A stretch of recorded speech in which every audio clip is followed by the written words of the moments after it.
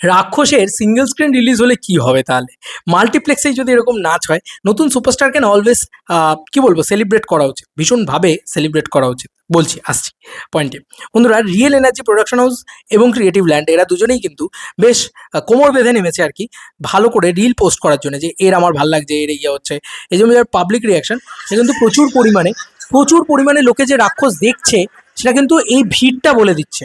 এবং প্রত্যেকের যে প্রচণ্ড ভালো লেগেছে, মারাত্মক লেগেছে প্রত্যেকের, সেটা কিন্তু তারা পোস্ট করছে এবং বোঝা যায়। বাংলাদেশের one of the best films ever. I think যে সবার দেখা উচিত, অ্যাপ্রিশিয়েট করা উচিত। To be honest, like first time আমার আম্মু নিয়ে, লাইক আমার নিজের জায়গায় আমার আম্মার সাথে ফার্স্ট মুভি থাকে, super exciting, super emotional and আম্মুকে নিয়ে গেছে, সো নাইস। মাকে নিয়ে দেখতে গিয়েছে, এটা একটা দারুণ বিষয়। কত মানুষ এসে ভালো ভালো ভালো ভালো বলে যাচ্ছে। মজার বিষয় হচ্ছে এত পরে পেলাসে হাইনাসে না পেলাসে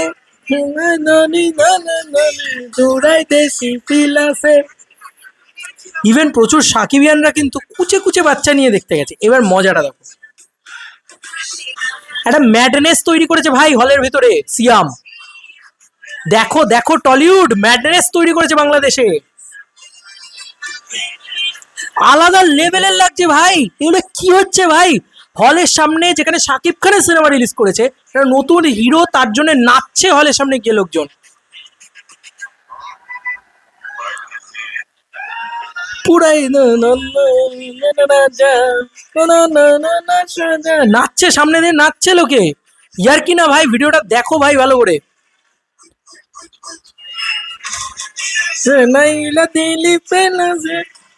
দেখো ভাই, নাচছে ভাই, স্টেপ ফেপ করে নাচছে ভাই।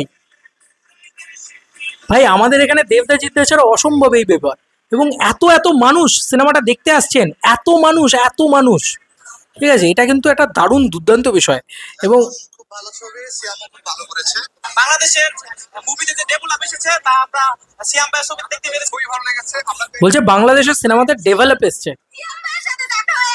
বরবাদকে ছাড়িয়ে যেতে পারবে কিনা এখন পর্যন্ত জানতে পারছি না বা বলতে পারবো না, বাট ডেফিনেটলি আশা করবো যেন বরবাদকে ছাড়িয়ে যেতে পারে। শাকিব খানের দর্শক তো পুরো বাংলাদেশে। সিয়াম এখন পর্যন্ত এখনো নিজেকে তৈরি করছে, এখনো সবার কাছে hats off two real energy production, অনেক ভালো ছিল। পুরো বেস্ট ছিল, খেয়ে দিছে, পুরো খেয়ে দিছে।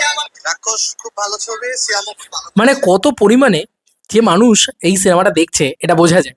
এবং এটা চ্যালেঞ্জ করে টলিউডকে। আমি কেন বলছি এটা চ্যালেঞ্জ করে টলিউডকে, যে তোমরা বানাতে পারোনি নতুন নায়ক, আমরা বানিয়ে দেখিয়ে দিয়েছি। তার জন্য একটা রিয়েল এনার্জি প্রোডাকশনের মতন প্রোডাকশন আমাদের এখানে দরকার, বা দরকার হতো। কেন বলছি, কারণ আমাদের এখানে না নতুন নায়কের উপরে পাম্প আপ করার খুব মুশকিল, মানে কেউ করতেই চায় না। আজকে তুমি বলতে পারো যে রাক্ষস ছবিটা কি এমন কালেকশন করেছে, 64-65 লাখ টাকারই কালেকশন করে নেবে খুব বেশ হলে।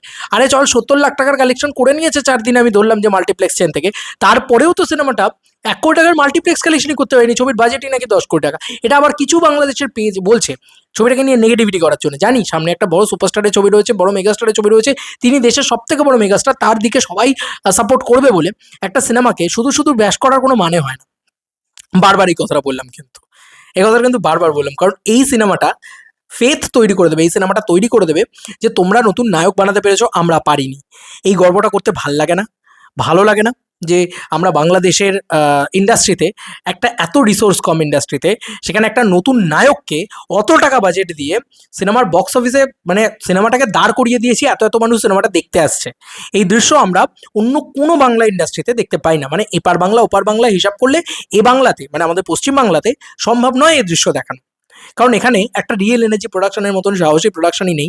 যারা, আমি 10 কোটি ছাড়লাম, এই ছবিটার বাজেট মিনিমাম 5 কোটি টাকা তো হবে, আমি 10 কোটি টাকা নাই ধরলাম, 5 কোটি টাকায় রিকভার হচ্ছে শুধুমাত্র 1 কোটি টাকা ধরলাম মাল্টিপ্লেক্স থেকে, বা 2 কোটি টাকা ধরলাম মাল্টিপ্লেক্স থেকে, 3 কোটি টাকার লস হিসাব মতন। সিঙ্গেল স্ক্রিনে রিলিজ করলে 3 কোটি টাকার ব্যবসা হবে? এখানে সিঙ্গেল স্ক্রিনে রিলিজ করার কথায় মেহেদী হাসান হৃদয় একটা খুব সুন্দর কথা বলেছে, যে এই সিনেমাটা এমনই সিনেমা, কনফিডেন্ট ऐसा होना चाहिए, কনফিডেন্ট এরকম থাকা উচিত। আমি বারবার বলছি যে উনি কিন্তু একটা নতুন কি বলবো, নতুন হিরোকে তৈরি করছে, ঠিক আছে। যে রাক্ষস যদি যেদিন সিঙ্গেল স্ক্রিনে রিলিজ হবে সেই দিন আবার থেকে আবার ঈদ উৎসব শুরু হবে, মেহেদী হাসান হৃদয় এটা বলেছে। যে রাক্ষস যেদিন সিঙ্গেল স্ক্রিনে রিলিজ হবে সেই দিন থেকে আবার ঈদ উৎসব শুরু হবে, কারণ এই সিনেমাটাই নয় স্পার্কটা ক্রিয়েট করা সিনেমা। এবং তুমি বারবার বলে দিচ্ছি যে একটা সার্টেন লুক অ্যান্ড ফিল দরকার হয়, একটা প্রোডাকশন ভ্যালু দরকার হয়, একটা নতুন নায়ককে তুলতে গেলে তার পিছনে টাকা পাম্প করতে হয়। তো সেই টাকা পাম্পটা কে করবে? শাকিব খানের পিছনে তো সবাই টাকা লাগাতে ব্যস্ত, আমাদের এখানে দেবদার পিছনে তো সবাই টাকা লাগাতে ব্যস্ত, জানে যে guarantee return, money back guarantee যেটাকে বলে। সেটা একটা নতুন হিরোর পিছনে কোন প্রোডাকশন লাগাবে? তুমি আজকে রিয়েল এনার্জি প্রোডাকশনের থট প্রসেসটা, ভাবনা চিন্তাটা ভাবো তো, যে এই সিনেমাটা মানে ওভারঅল যদি আমি 3 কোটি টাকায় তো আর কিছু সিএমের ছবির ওটিটি স্যাটেলাইট বিক্রি হবে না। তো এই সিনেমাটার প্রফিট কোথা থেকে করবে? আমি ধরলাম যে এই সিনেমাটা কম করে বাজেট 5 কোটি টাকা, তো এত লস করে একটা প্রোডাকশন হাউস রান করবে কি করে? এসব তারা ভাবেনি বন্ধু, তারা বানিয়েছে। এবং আজকে এত দর্শক সেই সিনেমাটা দেখছে।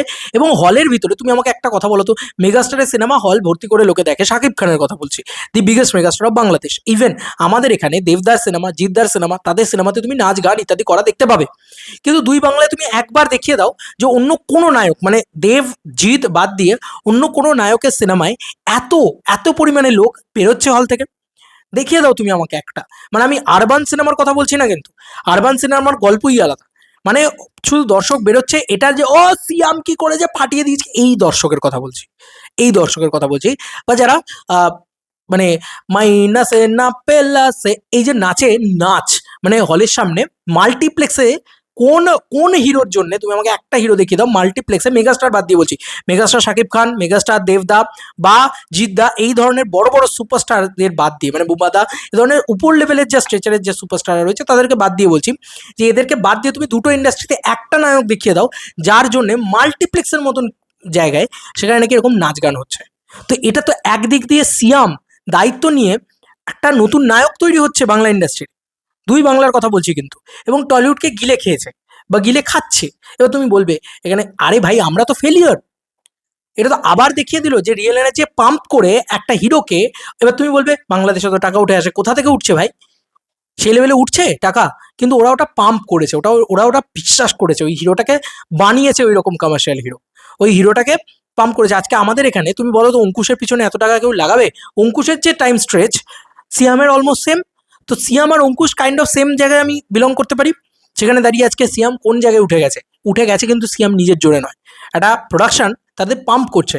সেখানকার সুপারস্টার, মানে আমি মেগাস্টারের কথা বলছি, শাকিব খানের কথা বলছি, সে একটা সিনেমা ছেড়ে দিচ্ছে। আজকে তোমরা অনেকেই বলবে যে শাকিব খানের কি হচ্ছে, শাকিব খানের ছবিটা হয়তো আন্ডার ডাউন করছে, বা শাকিব খানের ছবিটা মাল্টিপ্লেক্স ওই লেভেলে বিজনেস করছে না, কিন্তু শাকিব খান ছেড়ে দিল বলেই কিন্তু আজকে সিয়াম আহমেদ সুপারস্টার হলো।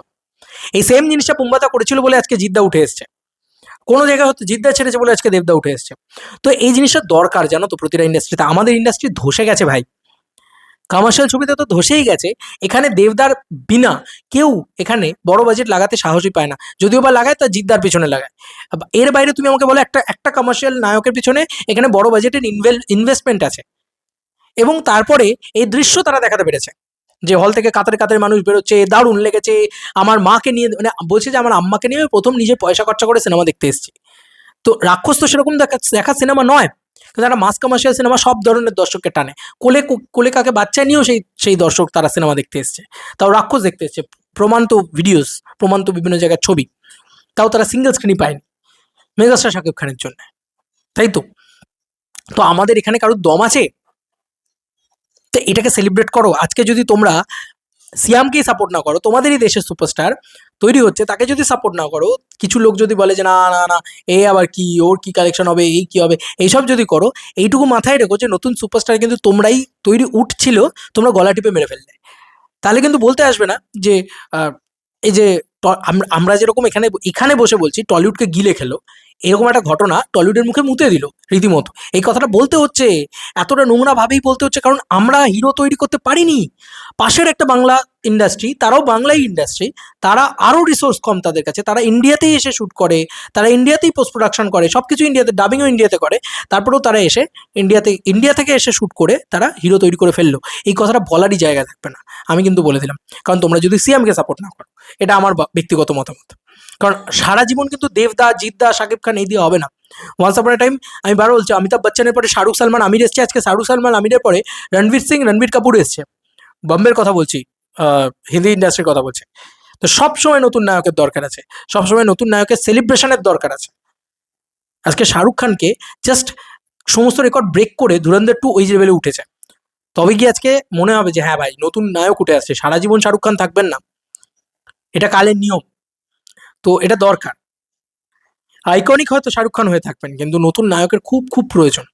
সেটা বাংলাদেশে নতুন একটা ইন্ডাস্ট্রিতে একটা নতুন প্রডিউসার এসে, আজকে আমাদের এখানেও নন্দী মুভিজ রয়েছে, আরও অনেক প্রোডাকশন রয়েছে, কেউ কিন্তু এই সাহস করবে না যারা কমার্শিয়াল ছবি বানাবো ওরকম। আর তারপরে ওরকম একটা ডিরেক্টর দরকার, ভালো ডিরেক্টরই নেই আমাদের এখানে মেহেদী হাসান হৃদয়ের মতন, ঠিক আছে। এবং তারপরে পাম্প আপ করবো টাকা সেই নতুন নায়কের প্রতি, এবং পাবলিককে বিশ্বাস করাবো যে হ্যাঁ এই ছেলেটা পারে, এবং করে দেখিয়ে দিয়েছে, পাবলিকও দেখছে আজকে কি পরিমাণে। এটা তো অবিশ্বাস্য না। আজকে তুমি ভাবো যে সামনে একটা আফরান নিশোর মতন লোক রয়েছে দাঁড়িয়ে, যে মাল্টিপ্লেক্সের কিং, শাকিব খান দাঁড়িয়ে রয়েছে, সে তার ছবি যেমনই হোক না কেন তার নামে তার ছবি চলে, সে দাঁড়িয়ে রয়েছে। এতগুলো লোকের সামনে দাঁড়িয়ে নিজেকে প্রমাণ করা কত বড়, মানে কত বড় ট্যাকটিক্স, কত বড় মানে প্রবলেমেটিক।